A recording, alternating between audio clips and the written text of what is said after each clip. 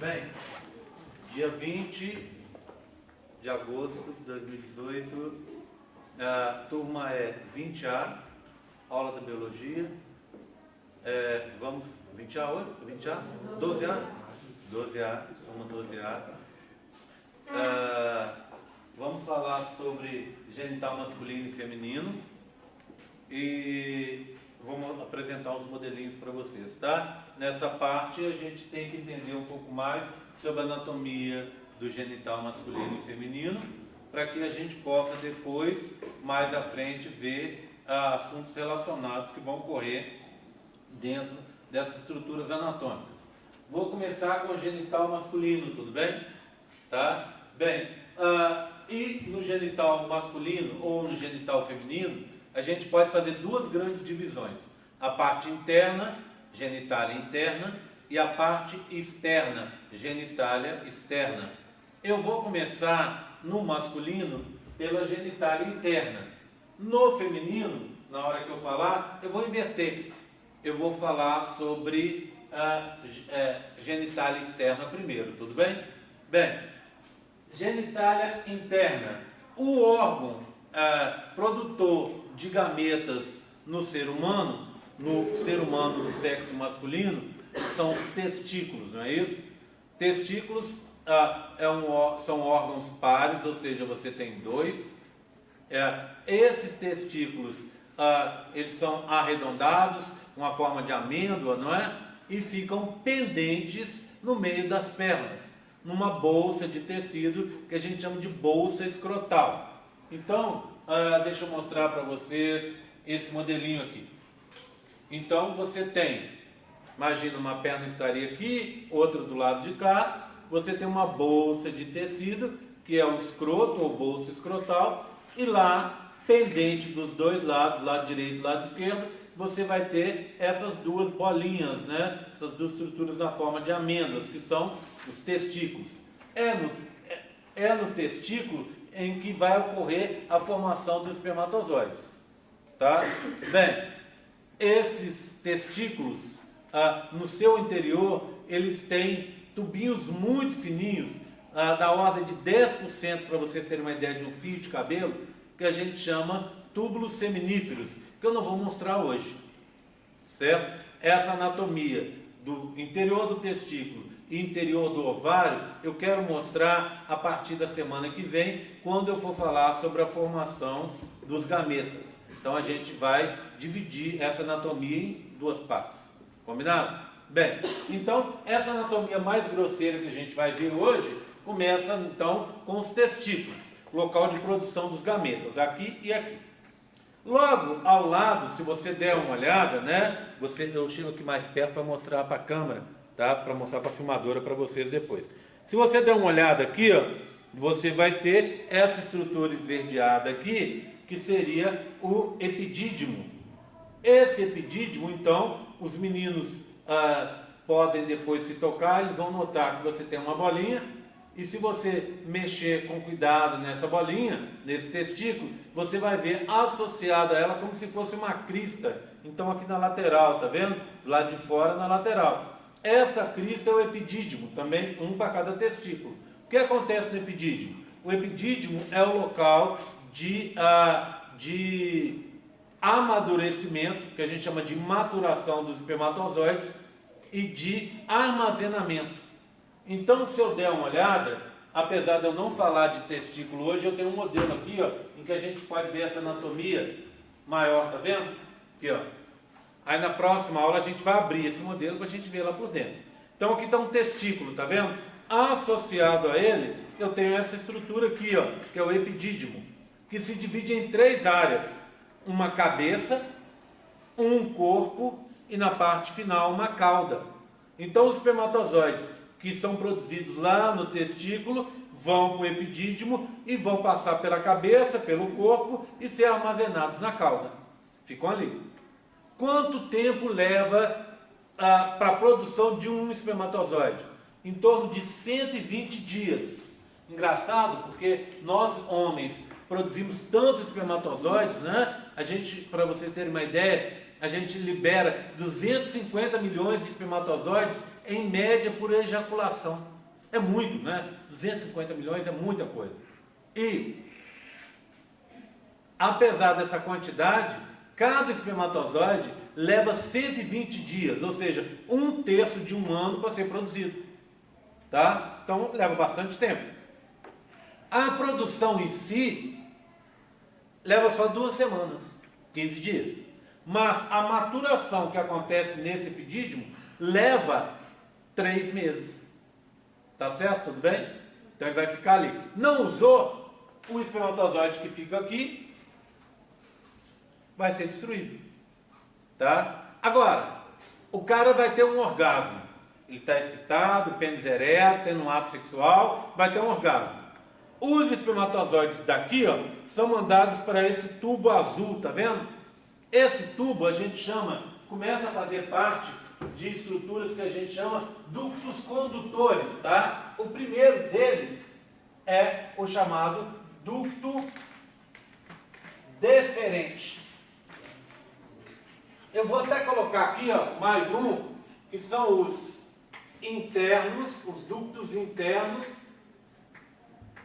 ao testículo, tudo bem? Deixa esses quietinhos aqui. Esse a gente vai falar na aula que vem, tá bom? Esse aqui, ó. Tá? E vamos falar do deferente. Então imagina, um cara tem uma ejaculação. Os espermatozoides que estavam ali embaixo são arremessados a alta velocidade para esse ducto deferente. Eles vão sair ali em torno de com 2 a 3% só do conteúdo do esperma ou do sêmen. O que é esperma ou sêmen? É aquela secreção que é liberada, não é? Quando você ejacula, sai uma secreção, que é o sêmen ou esperma, lá dentro daquela secreção tem os espermatozoides, não é? Então o que acontece? Nesse momento exato em que o cara tem um orgasmo, e no homem é assim, orgasmo é sinônimo de ejaculação.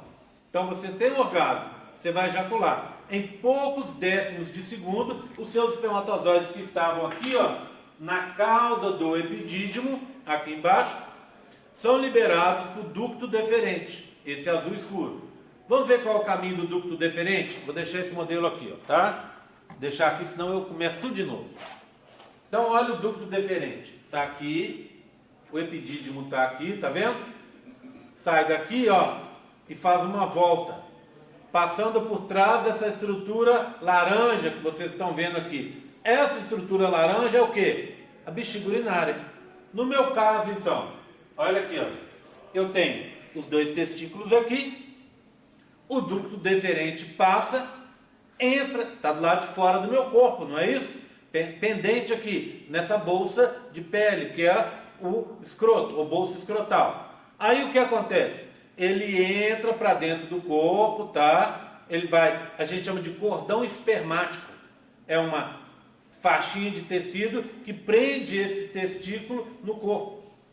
Por ali passa vasos sanguíneos, nervos, e passa esse ducto deferente. Então, ele passa por aqui, entra num buraquinho aqui que eu chamo canal inguinal e faz uma volta, passando aqui no meu bumbum, aqui assim, ó. Aqui no meio aqui, no meio do meu corpo, aqui e aqui assim, é a bexiga, não é? Então imagina, aqui e aqui é a bexiga. Então ele entra, faz a volta por trás da bexiga e lá atrás, lá mais ou menos no meio do meu bumbum lá, os dois se encontram, os 2 ductos deferentes, porque é um de cada lado, olha lá, um de cada lado. Eles se encontram atrás aqui, ó, da bexiga. E vão formar um ducto único, que está aqui de laranja, ó, que deixa de ser deferente e passa a se chamar uretra. Opa, vamos só esclarecer uma coisa? Esse professor já começou falando errado, né? Deferente. Não seria diferente, Gé? Não, aqui é deferente. O que quer dizer deferente em biologia, vocês sabem? Deferente quer dizer o seguinte, que leva alguma coisa para fora.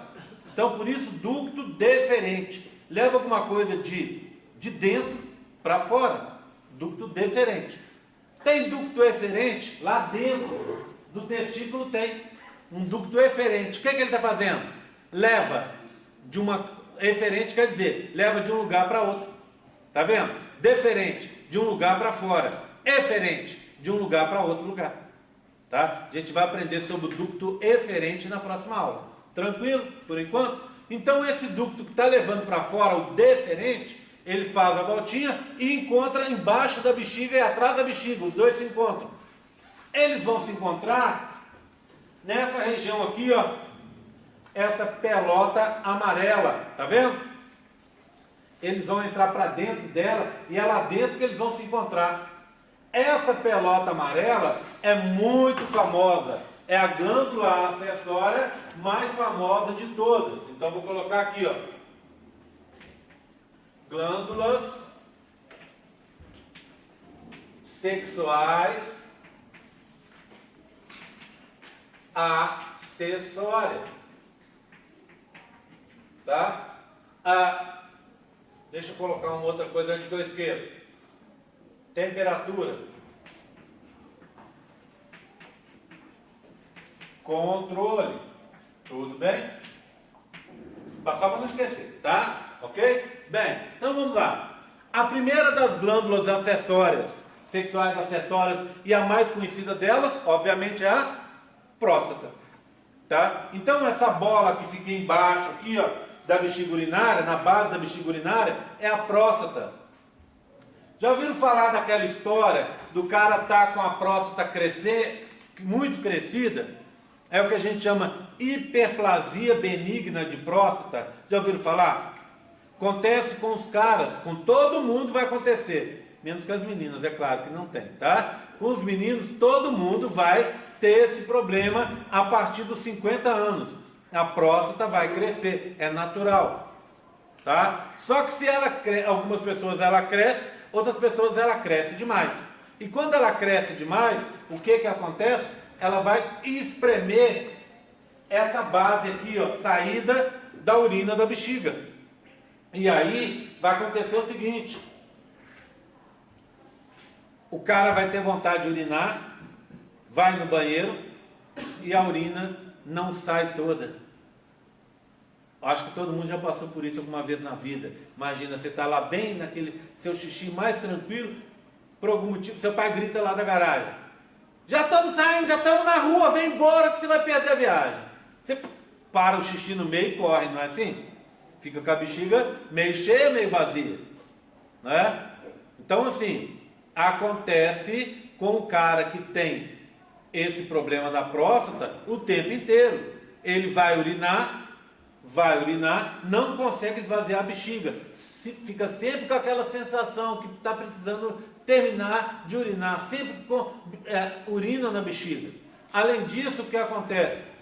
Ele sente ardência na hora de urinar e sente às vezes dor, tá? Por quê? Porque essa próstata cresce, hiperplasia benigna da próstata, tá? Tá aqui, ó, e vai tampar, vai apertar a saída da urina da próstata, que é por aqui, não é?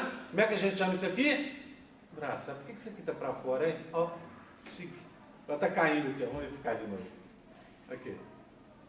Está soltando aqui. Então, a gente chama de hiperplasia benigna da próstata porque tampa a saída da uretra, que vai levar a urina da bexiga para fora. E é benigna por quê? Hiperplasia porque cresce, não é? Só lembrando uma coisa lá da histologia, quando cresce músculo, por exemplo, Cristina deu aula para vocês. Quando cresce o músculo cresce de duas formas.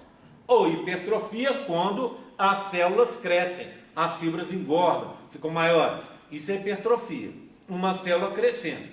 Hiperplasia é quando uma célula se multiplica em 2, em 4, em 6, então aumento de número de células, que dá crescimento do tecido também. Nesse caso da próstata, há um crescimento da próstata devido a uma multiplicação no número de células, tá? Numa parte que eu vou mostrar para vocês, mais interna da próstata. Eu tenho um outro modelo bonitinho aqui para mostrar para vocês. Daqui a pouco eu mostro.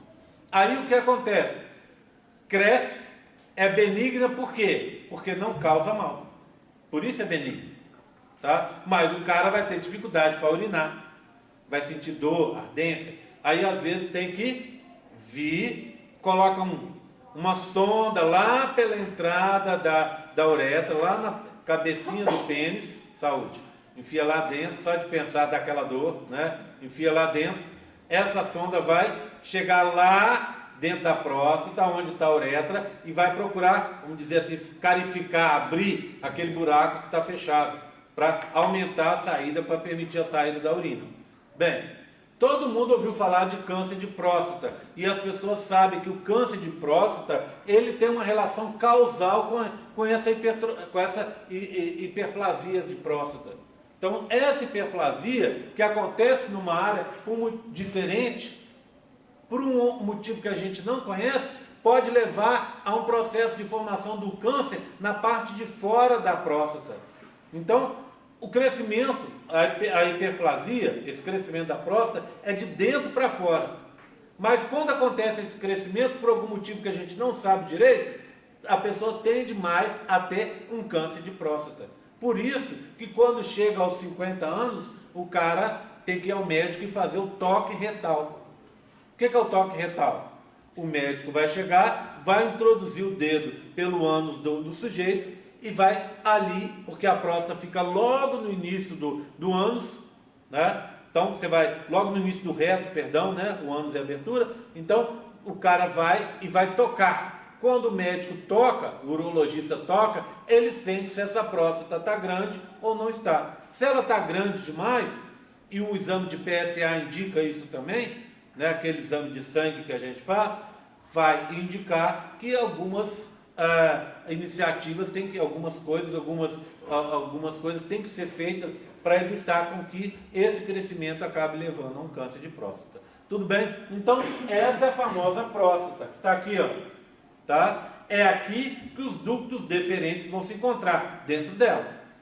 Aqui atrás também, ó, estão chegando duas estruturas vermelhas, tá vendo? Duas estruturas vermelhas, uma de um lado, outra do outro. Essas estruturas vermelhas são a outra glândula importante, que é a chamada, então a primeira eu pus aqui, não é? Próstata.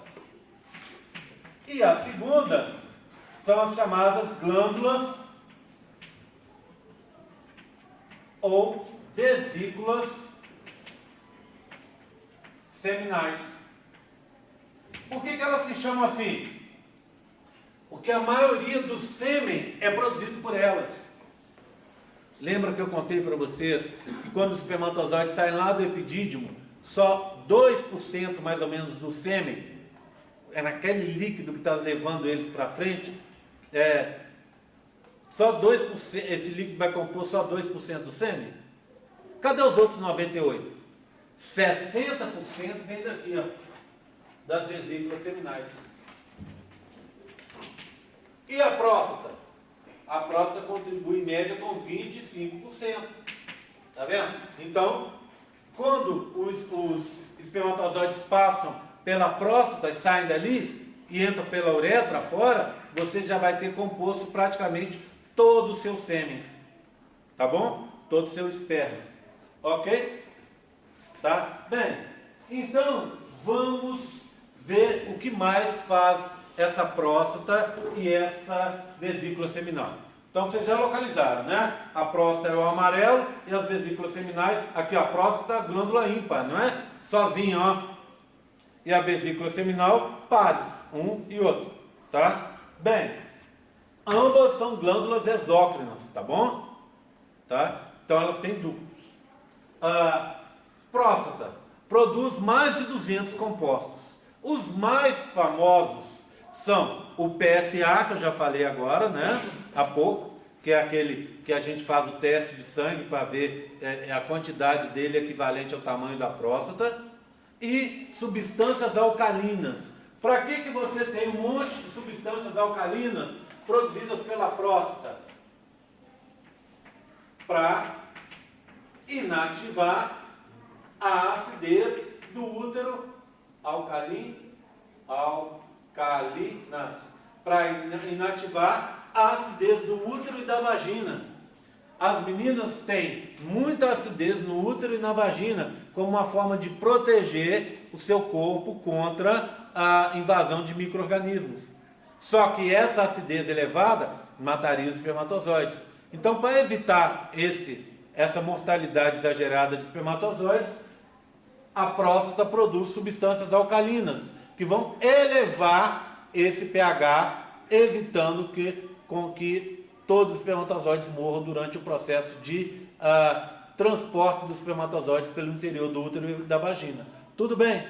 Tranquilo? Então, esse é o principal. Agora, e as vesículas seminais? Também um monte de compostos. Os mais famosos, entre os mais famosos está a frutose. Frutose é um açúcar, um carboidrato, não é isso? A gente lá na química fala que é um isômero ótico da glicose. Ou seja, é uma glicose, uma molécula de glicose montada de uma forma um pouco diferente.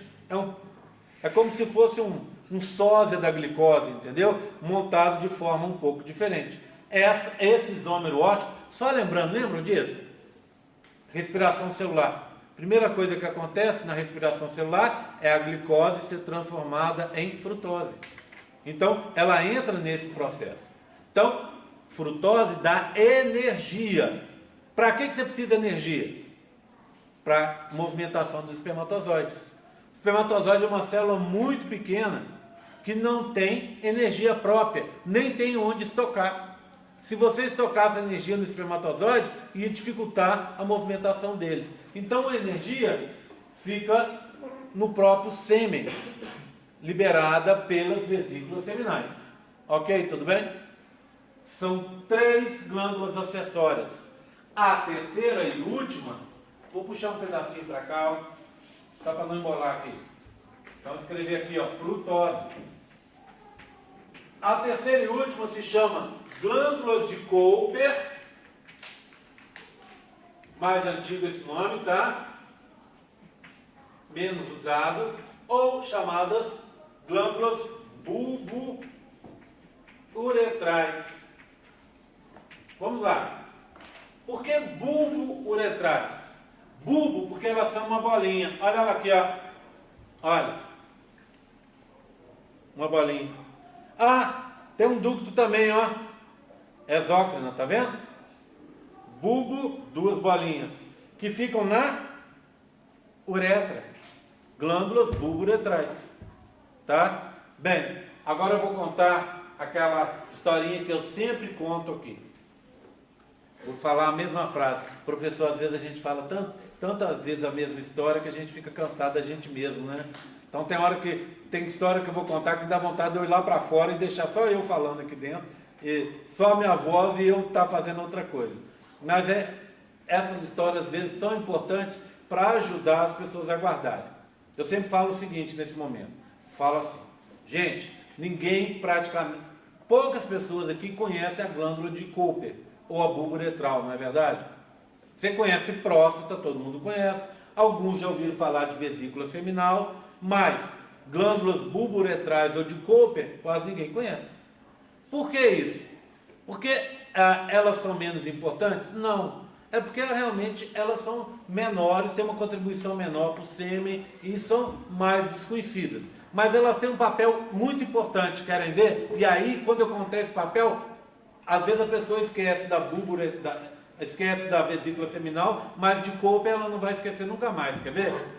A glândula de Cooper tem a ver com gravidez indesejada.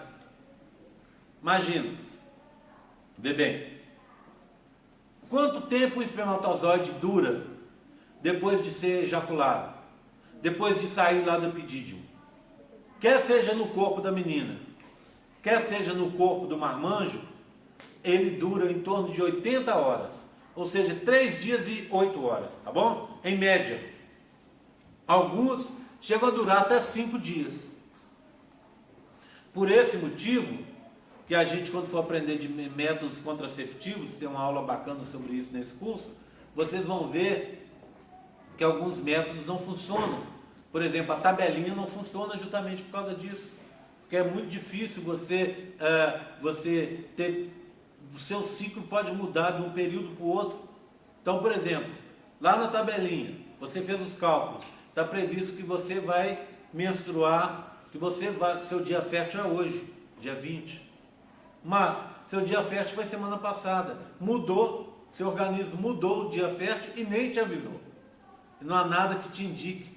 E aí, se você teve uma relação sexual desprotegida semana passada, mesmo que não seja dentro do dia fértil, pode ser que os espermatozoides ainda estivessem vivos no interior do seu organismo e você engravidar.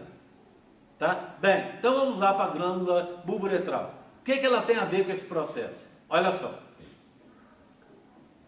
Quando a gente ejacula, parte dos espermatozoides, uma parte pequena, tá? Fica preso em reentrâncias dentro da uretra. Principalmente na parte da uretra que fica perto da cabeça do pênis, onde essa uretra fica maior, que a gente chama de fossa navicular. Deixa eu anotar aqui, ó. Fossa navicular.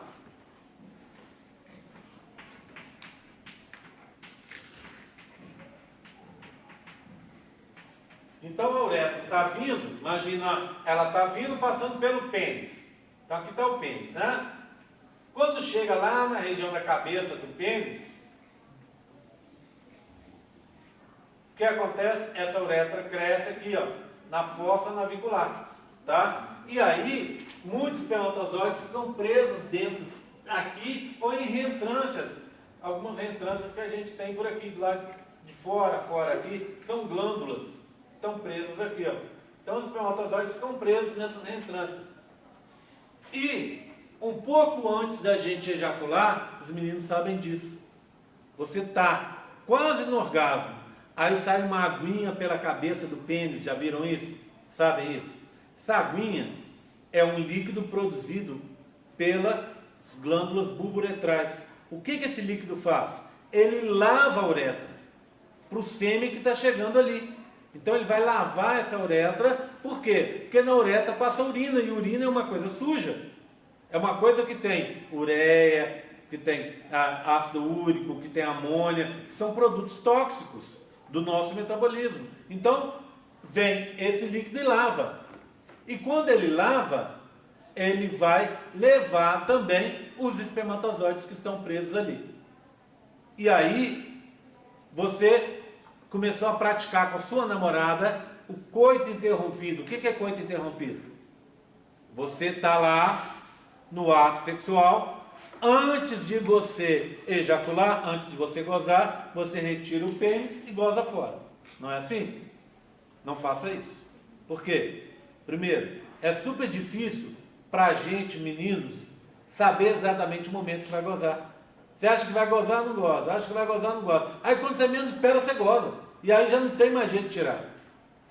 Ou você gozou, tirou o pênis, gozou fora, mas o esperma caiu na vulva ali da menina. Pronto. A menina tem chance de se contaminar com aquele sêmen também. Problema. Mas mesmo que você faça tudo direitinho, retire o pênis antes, goze longe. Mesmo assim, esse líquido já saiu, já lavou a uretra e jogou espermatozoides no interior, no fundo da vagina. Você vai pensar, mas quantos espermatozoides estariam ali? Poucos. Algumas centenas, alguns milhares só. Pouca coisa, perto dos 250 milhões, não é? Então a chance de engravidar é pequena. Mas vocês estão esquecendo que aí age uma das leis mais fortes da natureza, que é a chamada lei de Murphy. O que é que Murphy vai fazer? Vai ajudar a dar errado. Se vai dar errado, se vai acontecer merda, Murphy vai ajudar. E aí o que acontece?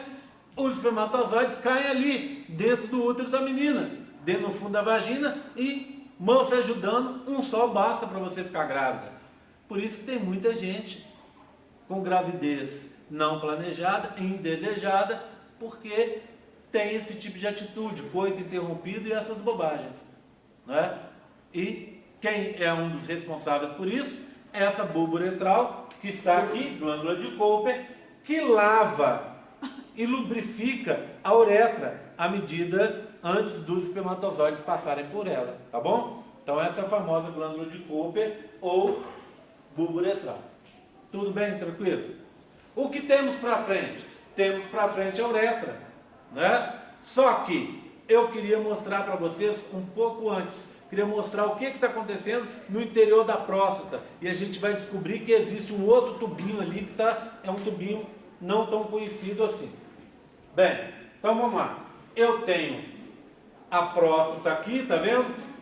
E tenho ela grandona, ó. Olha ela aqui.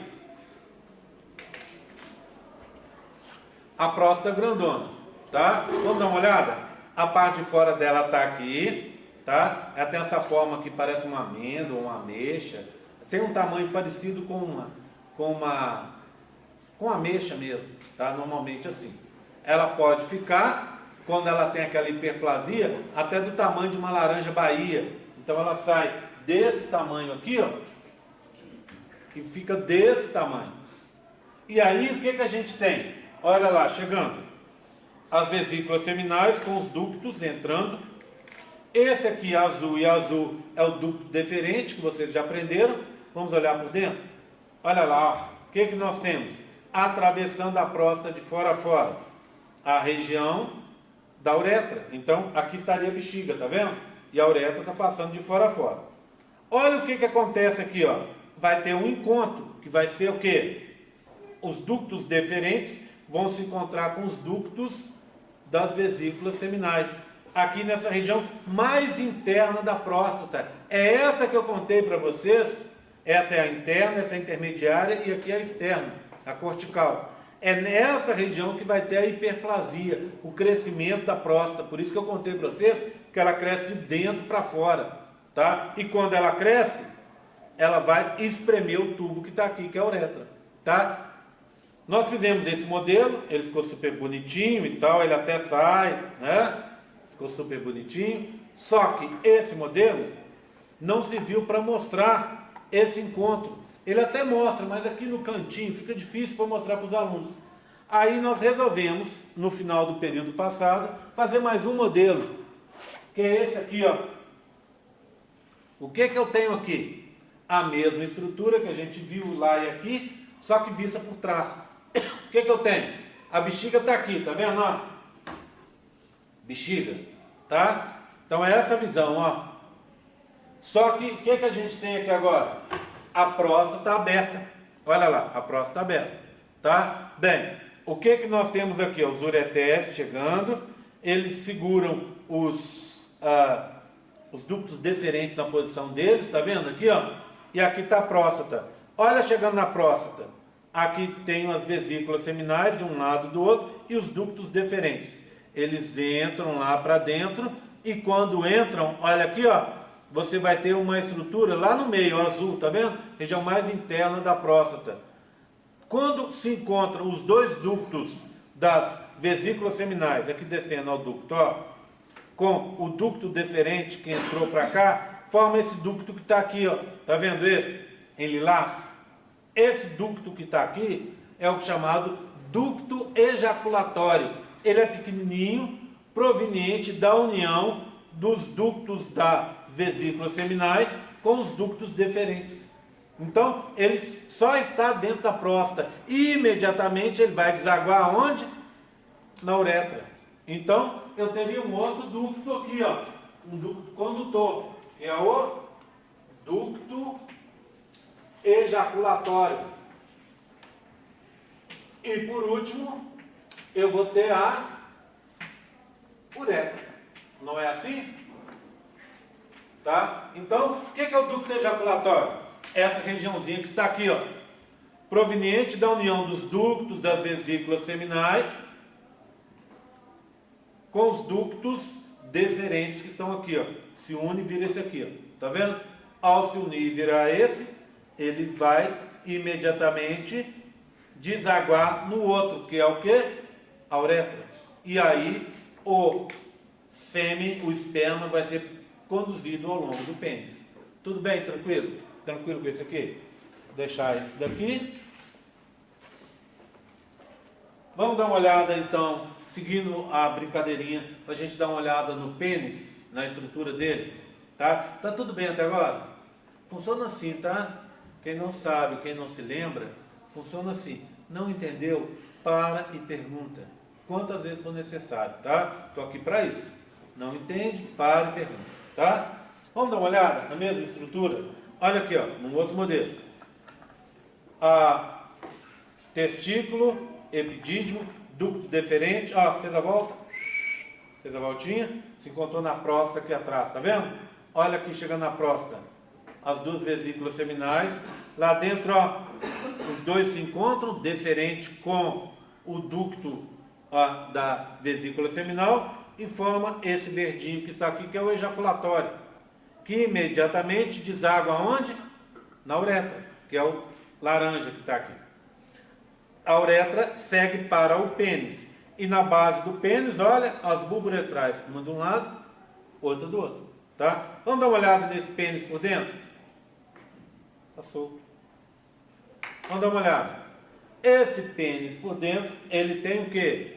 Ele é composto por 3 corpos. Aqui eu consigo ver 3 estruturas. Aqui eu consigo ver 2, tá vendo? Uma de um lado, outra do outro. Esses são os chamados corpos cavernosos. Então, vamos passar para cá. Vou falar sobre pênis, que aí já é genitália externa. Tá? Genitália externa. Não esqueci do controle de temperatura não, tá? Vou deixar ele aqui, ó, para falar daqui a pouco, tá bom? Bem, genitália externa é o pênis, não é? Esse pênis, ele é composto por 2 corpos cavernosos. Esses corpos cavernosos que vocês viram ali de vermelho, eles se enchem de sangue durante a ereção. Então, quando o pênis vai ficar ereto, são os corpos cavernosos que se enchem de sangue. Então, entra mais sangue no pênis do que sai. Quando vai ficar flácido, é o contrário. Sai mais sangue do que entra. Tranquilo? E quando você vai manter a ereção?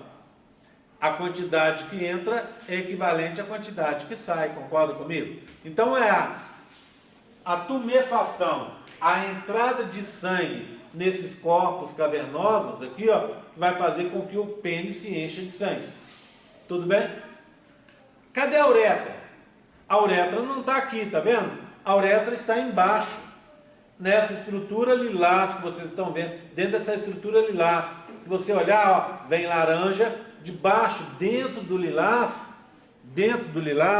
tem um laranja. Deixa eu ver se dá para a gente ver aqui, ó. Dentro do lilás tem um laranja. Esse laranja é a uretra. E o lilás?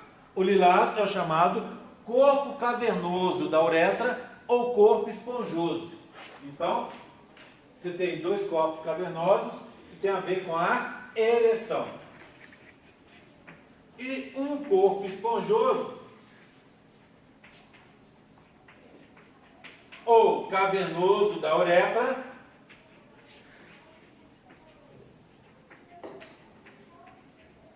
que tem a ver com é o local por onde a uretra vai passar, tá certo? Ele, obviamente, não vai se encher de sangue, porque se você enchesse ele de sangue, ele ia comprimir a uretra e o sêmen não ia passar. Então ele se enche muito menos de sangue do que os 2 corpos cavernosos, tá bom? Ok? Tranquilo? Estrutura do pênis. O pênis tem uma cabeça, uma parte na extremidade dele distal, que é maior. Essa cabeça, que a gente chama popularmente, aqui na biologia, aqui na embriologia, a gente vai chamar de glande. Então a cabeça do pênis é a glande. Glande.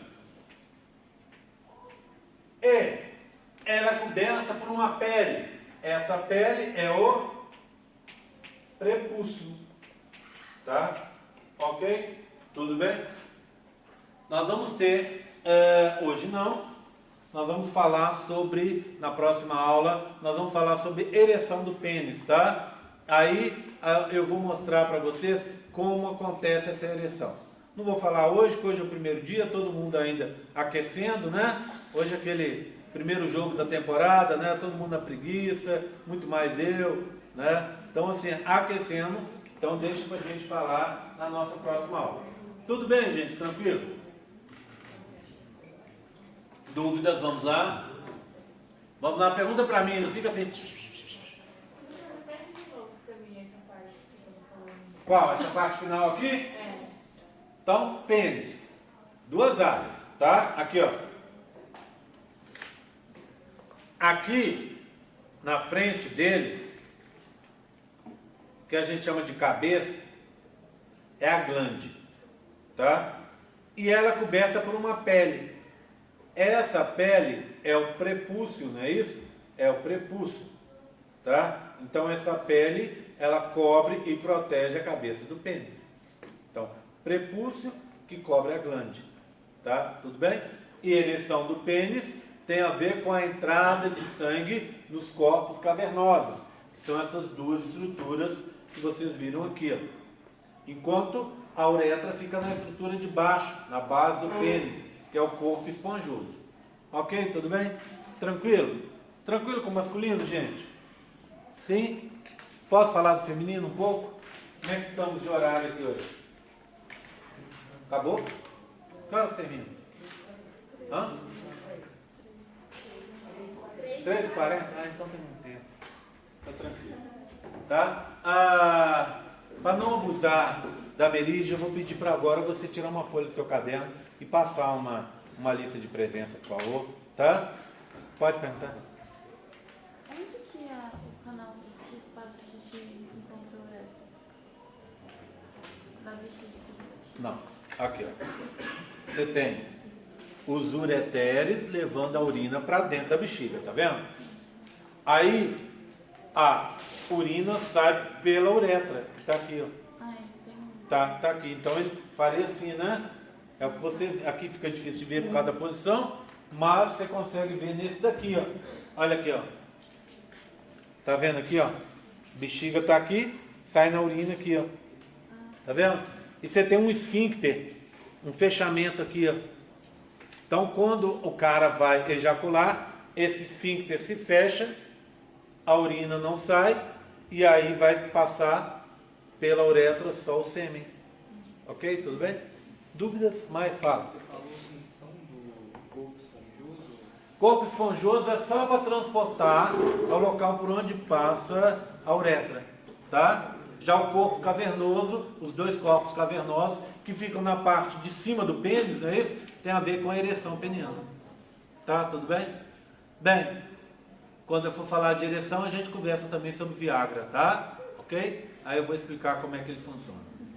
Alguma dúvida a mais, gente? Tranquilo? Posso falar do feminino? Anatomia feminina, genital feminino, básico também. Tá? O feminino eu já contei para vocês. E eu vou começar ao contrário. Aqui eu fui de dentro para fora, genitália interna para genitália externa. E aqui eu vou fazer o contrário. Eu vou de fora para dentro. Então eu começo com a genitália externa, tá? E depois eu vou para a interna. A genitália externa feminina se chama vulva ou pudendo, não é isso? Ela fica num monte de tecido adiposo, né? Faz uma montanha. Fica entre as duas pernas também, não é isso? Estou esquecendo de uma coisa, antes de falar do feminino. E o tal do controle da temperatura que eu prometi, tá vendo? Né? O que acontece? Vamos só para a gente encerrar da parte masculina, o controle de temperatura. Como é que funciona o tal do controle da temperatura? A gente tem uma ligação, então imagina, os testículos estão no escroto, mas eles não ficam soltos. Tem um cordão de tecido aqui, com músculo, com vasos sanguíneos, com nervos. Vamos explicar um por um. Por que você tem tantos nervos ali? Porque é um local sensível e onde acontecem processos que tem que ser muito bem controlados. Controle nervoso disso. E você tem muitas terminações nervosas que a gente chama de nociceptores. Nociceptor é um receptor de dor. Então, ali tem muita recepção de dor. Por isso que dói tanto quando você leva uma pancada ali. tá? Por quê? Para proteger, para você saber o seguinte, doeu, né, cabra? Próxima vez você toma mais cuidado e protege os seus testículos.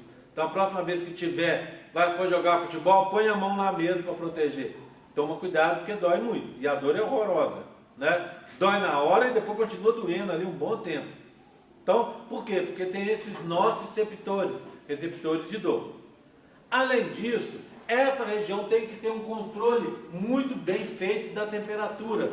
Você sabe por quê? Porque os espermatozoides humanos são produzidos a uma temperatura de 1,5 grau abaixo da temperatura ambiente. Ou seja, a temperatura corporal, desculpa. A minha temperatura corporal, 36 graus, 36,5.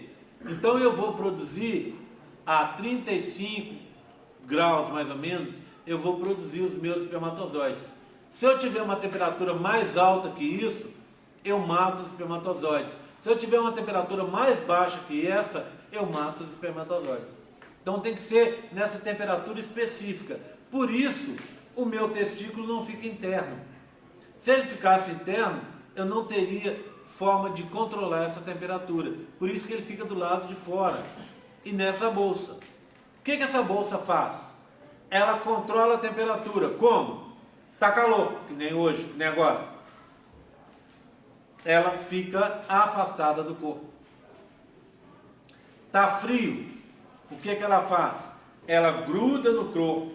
Para isso, existe 2 grupos de músculos que se chamam dartos e principalmente um outro músculo que se chama cremaster, que ele faz o quê? Ele puxa a bolsa, puxa os testículos para perto do corpo. Saúde. O cremaster faz isso. Então tá as bolinhas ali. Quando tá frio, o que ele faz? Ele puxa o testículo para perto do corpo. Encosta no corpo, o testículo fica mais quente. O darto faz o quê? Ele enruga e aperta essa bolsa e puxa essa bolsa junto. Tá? Bem, aí colocando perto do corpo, aumenta a temperatura, vai para aquela temperatura que precisa lá, 35 graus mais ou menos. Tá calor, esse músculo fica flácido e aí deixa de puxar esse testículo para lá. Então, é uma coisa mais ou menos assim, ó. Você tem um testículo aqui, com epidídimo, está aqui, e você tem essa estrutura que sai daqui, onde tem os músculos, os nervos, e tem vários vasos sanguíneos, que a gente chama de cordão espermático. Tá? E aí, quando está frio, o que ele faz? Ele puxa para cá. Frio.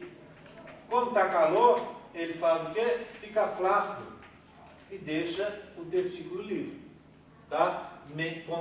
Sem ter tanto contato com o corpo. Além disso, aqui você vai ter uma série de vasos sanguíneos fazendo o que a gente chama fluxo contracorrente. Já ouviram esse nome? Já ouviram alguma coisa sobre esse tal desse fluxo contracorrente? Vou dar um exemplo de biologia para vocês. Pega, por exemplo, o cachalote. Cachalote é aquela Moby Dick, aquela baleia. Ele mergulha até 4.000 metros de profundidade, às vezes mais até. Tá? Ele vai nas regiões abissais para caçar a principal presa dele, que são aquelas lulas gigantes, bichos enormes, né? Então ele vai lá de baixo, lá no fundo, para pegar essa lula, esse molusco. Vai lá. Para conseguir ir tão profundo, o que acontece à medida que você vai afundando? Quem já mergulhou sabe disso. A pressão vai aumentando e a temperatura baixando, baixando, baixando, baixando. Resultado, esse cachalote, ele tem formas de manter a temperatura, tá? Ele tem um tecido que mantém a temperatura na cabeça, etc. Tem toda uma série de adaptações. Mas a adaptação que me interessa é uma adaptação que está nas nadadeiras dele. Porque o que acontece quando você está muito frio? Por exemplo, você está numa região extremamente fria. A primeira coisa que sofre são as extremidades, não é isso? Todo cara que é alpinista, eles dizem que alpinista bom mesmo, não pode ter os 20 dedos. Ele deve já ter perdido algum em alguma escalada dessa. Por quê? Porque à medida que esfria, os dedos ali nas extremidades, tanto da mão quanto do pé, eles perdem a circulação. Você vai ter uma hipóxia, uma diminuição do nível de oxigênio nele e acaba entrando em necrose e o cara perde o dedo. Do mesmo jeito, você pode perder nariz, você pode perder as orelhas, né, por causa do frio. E nas extremidades você tem que proteger para evitar essa perda de calor. A baleia não tem como, o cachalote não tem como fazer isso. Não tem como botar um gorrinho, mesmo porque não ia adiantar, uma roupinha de neoprene, ele não tem como fazer isso. Então, há uma perda enorme de temperatura nas nadadeiras. Para evitar isso, ele faz o fluxo contra a corrente, que não só baleia, mas também o beija-flor faz, o morcego faz. O que é esse fluxo? É você ter vasos sanguíneos, veias e artérias, um do lado do outro. Lembra? Como é que funciona? Imagina você ter uma temperatura, você está no frio, o testículo está frio, né? O sangue que está vindo do corpo está mais quente, que está indo para lá, tá? Para você maximizar esse processo, você faz o quê? Você vai segurar um pouco esse sangue que está indo do corpo para o testículo, vai parar ele lá um pouco. Tá? E vai fazer a troca de temperatura com o sangue que está saindo ali. Então o que acontece? Você consegue aumentar a temperatura do testículo. Do mesmo jeito, se está quente, você consegue tirar mais calor de lá, fazendo essa troca, parando um pouco e levando um pouco do calor que o testículo estava absorvendo, você consegue liberar, levando para as artérias de volta para o corpo. Tá vendo? Isso é o tal do fluxo contra a corrente. O que essa baleia faz? Ela faz fluxo contra a corrente nas nadadeiras, de forma que ela vai minimizar a perda de temperatura nas nadadeiras, fazendo essa troca de calor de vasos sanguíneos que estão indo para o corpo e vasos sanguíneos que estão saindo do corpo e indo para a nadadeira. Mesma coisa faz o morcego, que perde muito calor pela asa. Lembra aquela asa fininha, né, que o morcego tem? Então, que é uma pele de um lado, outra do outro, com vasos sanguíneos no meio, né? A tendência é perder muito calor ali. Mesma coisa um beija-flor, que perde pelas asas e tal. Então, essa turma toda dessas regiões, eles fazem fluxo contra a corrente. E nós, homens, fazemos aqui também. Assim você consegue o quê? Controlar, com esses vasos sanguíneos que estão aqui, você consegue controlar melhor a temperatura do testículo que está ali. Tá? Assim você consegue fazer com que o processo ocorra legal. Ok? Tudo bem? Tranquilo? Agora sim eu acabei de masculino. Dúvidas de masculino? Feminino. Vou começar com a parte externa, a genitália externa. A genitália externa a gente chama de vulva ou pudendo. Tá? Bem, ela fica ali na região inferior do abdômen, perto das coxas aqui nas pernas, né? Se você for olhar, essa região é assim, ó. Olha aqui, ó. O que você tem nela? Você vai ter assim, uma dobra de pele, tá? Então, ela forma praticamente um triângulo, não é isso? As pessoas costumam chamar, como tem acúmulo de gordura, eles costumam chamar às vezes de monte de Vênus, tá? Vênus é a deusa, deusa grega que representa o sexo feminino, né? Então tá ali. O que acontece? Se você olhar, são duas dobras de pele, tá vendo? Essa mais clara que está aqui, que é uma pele muito parecida com a pele do teu corpo. Então, ela mantém a coloração do seu corpo, ela tem pelos, ela tem a mesma estrutura do seu corpo. Então, essa dobra de pele, da sua pele, essa dobra de pele externa aqui, a gente chama de grandes lábios, tá vendo? Grandes lábios, tá? E a estrutura inteira é a vulva, tá? Então, do lado de fora, grandes lábios. E aqui, esse rosa que está aqui dentro, olha, são os pequenos lábios, ficam mais internos. Esses pequenos lábios já são diferentes. Eles são o que a gente chama sumiu a palavra. Uma mucosa, tá? O que é uma mucosa? Uma mucosa é um epitélio que está em locais, em superfícies úmidas. Por exemplo, o interior da minha boca é revestido por uma mucosa. Concorda comigo? Tá? Por quê? Porque é uma superfície úmida. Aqui também uma superfície umidificada, úmida. E essa dobra de pele aqui, os pequenos lábios, eles têm uma coloração diferente, não tem pelos, né? E aqui você também tem uma série de glândulas que liberam, não nos interessa falar do nome delas, tá? Mas você tem glândulas de Bartholin e tal, que estão liberando uma gordura aqui, para deixar essa região mais protegida e lubrificada. Então ela fica protegida por essas glândulas que liberam aqui, tá? Bem, então pequenos lábios, sem pelos, com uma coloração normalmente um pouco diferenciada em relação à sua pele, e do lado de fora grandes lábios, com pelos e gordura, mais parecido com a sua pele. Os pequenos lábios, tá vendo? Eles vão separar uma região mais interna, que é aqui com esse rosa mais escuro, tá vendo?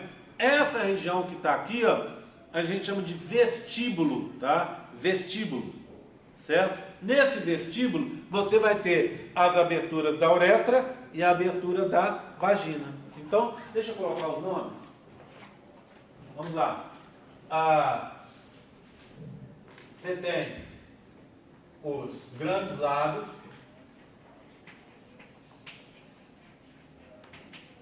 os pequenos lábios,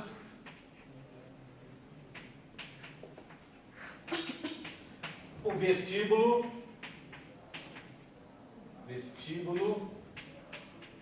tá? A abertura da vagina está aqui, ó. Essa abertura da vagina a gente não chama de abertura, a gente chama de introito, tá? Sou eu que inventei esses nomes, não. Eu só me divido com eles, tá? E óbvio, cobro na prova. Então, a abertura da vagina é o introito. E ele fica a abertura da vagina.